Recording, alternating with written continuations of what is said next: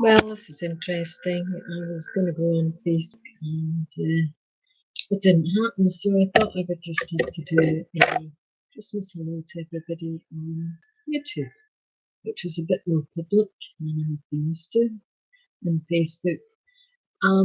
But yeah, um, I think, somebody doesn't need to be a brilliant speaker to actually see that things have got pretty bad for mankind over the last 2 or 3 years.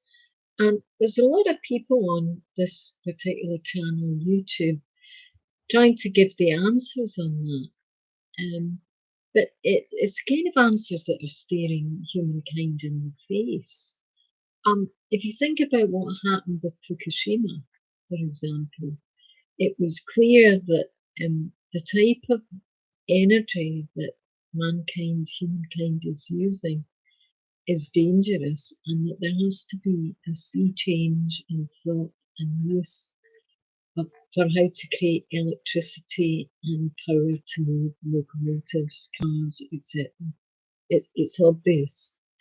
A lot of people are still sleepwalking through this as if they're in denial about it, they want to ignore it, they don't seem to understand the significance of the juncture that we're at, which is this, that it only took less than 3 generations to create such a toxic dump of the earth that mankind has now woken up and realised that it can't go on with that toxic lifestyle or industry, nor can it actually continue with the materialism that created that toxic environment, which is causing the extinction of animals and ultimately is going to cause the extinction of humanity. And very soon, because it's likely to happen within 2 generations. Anybody in this generation who didn't decide that something should be done about it is going to be considered mad, crazy, selfish, wrong, absolutely almost in the way that ancient Rome had become, which was too decadent in order to maintain its own survival. And that's actually what happened to ancient Rome. It became ridiculous that there were people that were living in such high luxury at the expense of the rest of the empire. And so it collapsed. And this is likely now, unless we decide that there has to be a path that we'll go along, which is to look at alternative technologies. I'm not one that advocates the destruction of industries overnight, and obviously you still have to have a mass culture that can create food for people, for millions of people in shops. So that has to be addressed, but it's how we do that. Certainly, we know that we have to get rid of certain things, and those industries will have to adapt, change what it is that they are creating. And I'm sure that governments will have to create legislation to help that happen so that jobs remain. But plastic is going to have to be replaced by another type of thing that can cover things with. It used to be paper, it used to be other ways of preserving food, and mankind has had methods of that for actually centuries. So we're going to have to decide to either go back to some of those things, like, for example, glass, paper. There's also certain companies have adopted the use of cellulose, again, which is trees. It looks like plastic, but it's not actually plastic, and it disintegrates. So, in fact, the chain that's been doing that in Britain is Budgeons, believe it or not. I hope you don't mind me mentioning them. And they've been doing that for years, actually. So there are ways to address this switch over that will still maintain food for everybody and allow everybody to be safe and secure. Homes, however, are a different matter because, as we've seen with the wildfires in America, some of those wildfires were started by electricity pylons coming down onto trees or sparking because they were so old. So that technology must be replaced with safe wind power, water power, and whatever else, solar power in countries where it's appropriate. And I don't think people should be arguing between all these different types of alternative power. It doesn't matter. Where I come from, which is Scotland, we don't get that much sun. So solar power isn't that effective to run very much here. But we have water. So that's going to be important to us here. But it's very, very urgent. And, I'm going to use the term old order. The old order people are going to fight to the hilt to maintain all types of energy, both human and material, because they don't seem to want to accept that their extinction is going to be part of it as well. We really are at this juncture. It involves everybody to be grown up adults in their own spiritual way of going forward. They need to become people who are going to work with the rest of the community and figure out a way forward collectively. And certain things that had been smart, brilliant, and admired in this generation are not going to be the things that are going to help mankind survive.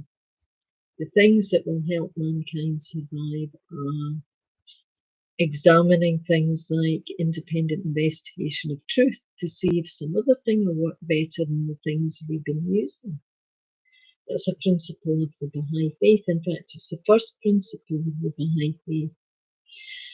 Religions, trying to pull religions together to make them unite is going to be important so that there isn't unnecessary wars that will cause distractions against mankind looking at its own extinction. So,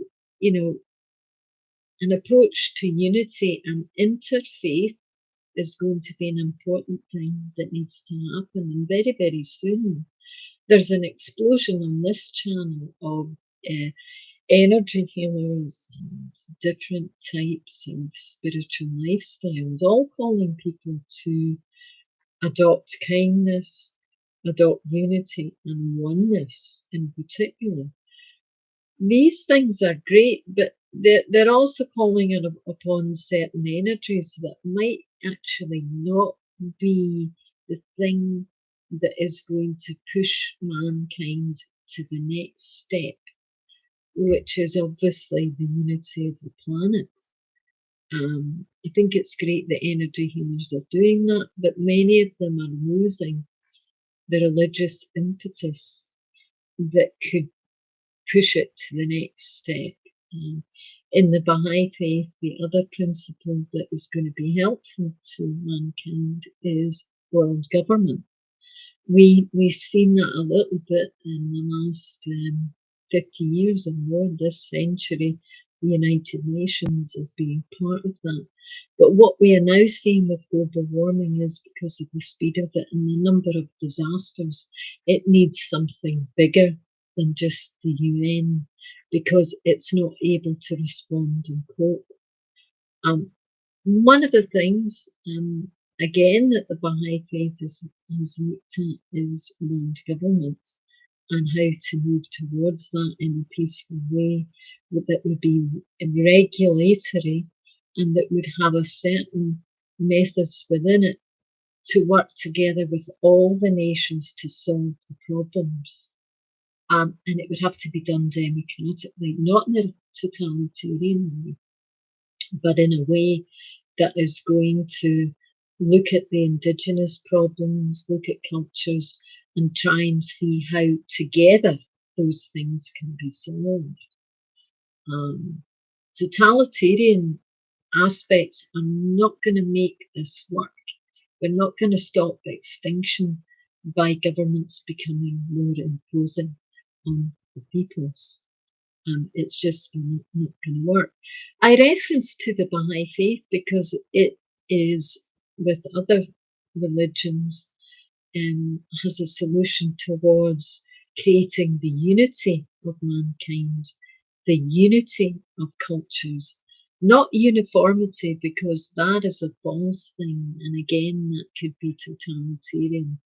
But it's going forward with the idea of being tolerant to all the different ways of doing things, all the different cultures, accepting their traditions, accepting what we do, and bringing them together in a whole which is tolerant, kind, and accepting.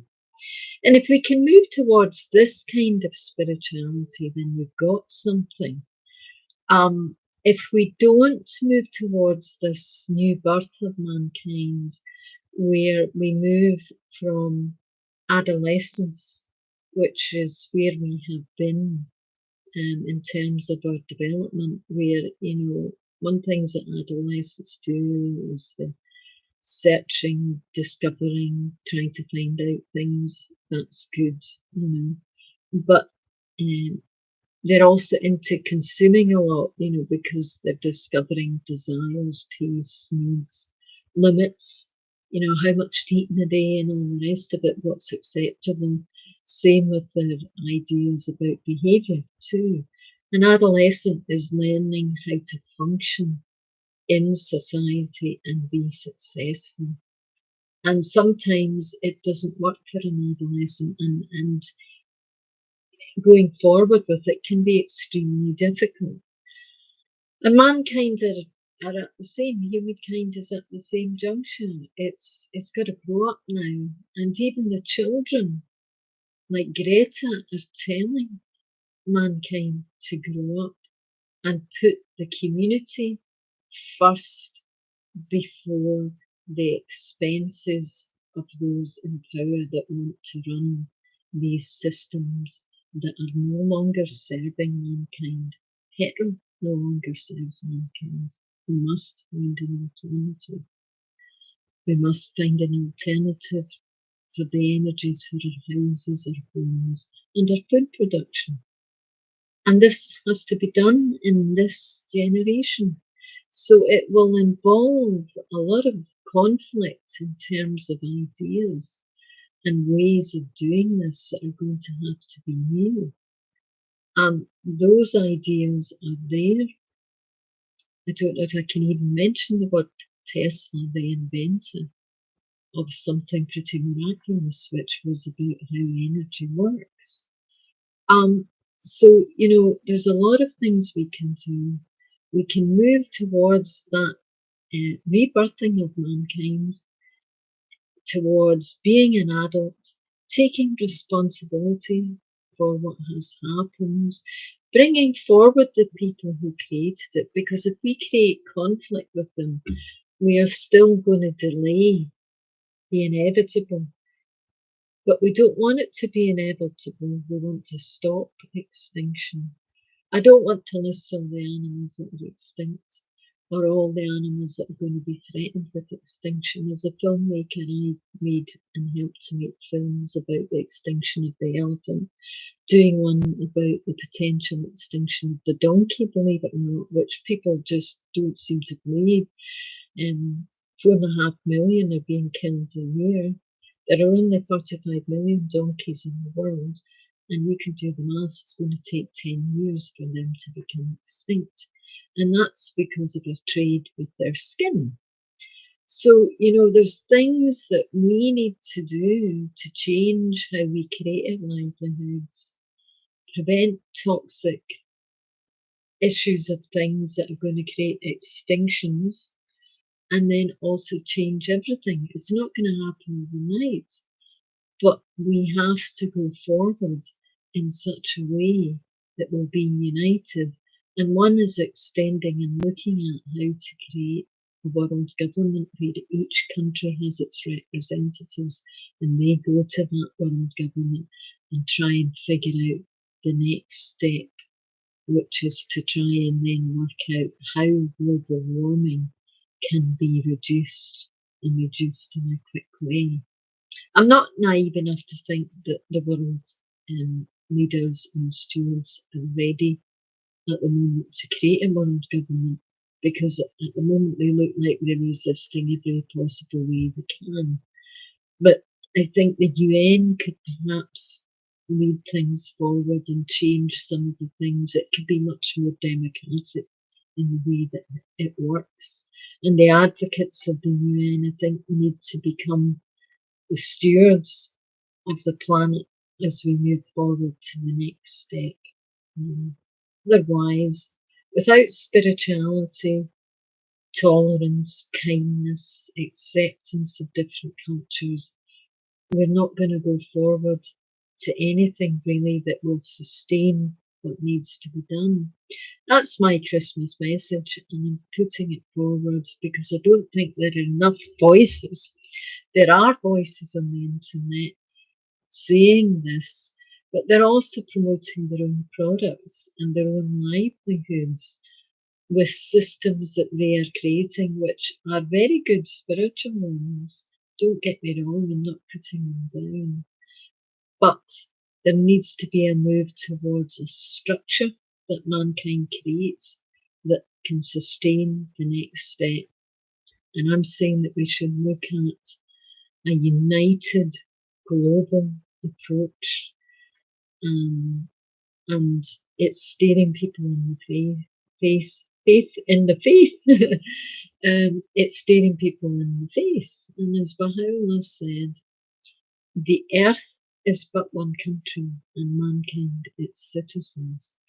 And if we could go about it in that spirit, or in the spirit of all the religions, and bring them together to work together towards a way that can bring about this adulthood that needs to happen to prevent extinction, then that would be a wonderful thing. So I thought I would put these new ideas forward here in YouTube. I thought I would have people think about that, expand the way that they're looking at things, and try to put forward something that is a bit more structurally needed than just a set of wishes and hopes and meditations, which are interesting and very good and help self-salvation and help people's mental health. But collectively, we all have to get together and do a lot more than just internal meditation. We have to put words into actions. And that's my last point. Let let let deeds, not words, be your adornment. I'll say that again. Let deeds, not words, be your adornment. So we need to get everything from the meditators, who are great, and the energy workers into the world of action. Have that coagulated from the quantum field and put it into the world of action. And things need to be done. So I will summarise. Mankind needs to accept responsibility, become adult, and accept that role. Create a sustained world government based on tolerance, acceptance of all countries, cultures, indigenous cultures, religions and creeds and races. And if we accept the first principle of investigation of truth in all matters to do with global warming and all those things and how to solve the problems, we might be on to something. But all these fractured ideas that are not coming together, that aren't in the world of action, isn't going to help us. So we just need to take action, action, action, and do it swiftly, but do it in a way that is not going to create conflict. So do it with tolerance and acceptance and kindness. My Christmas message. Thank you for listening, and I hope to see more of you on my channel next year. And the problem is I have to use my glasses to actually start the live. I find the process of these lives quite complex.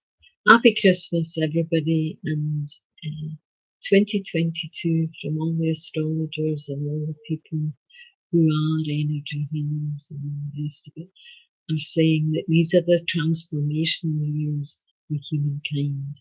So let's not hide in our corners. Let's try and get up and do what needs to be done. Thank you.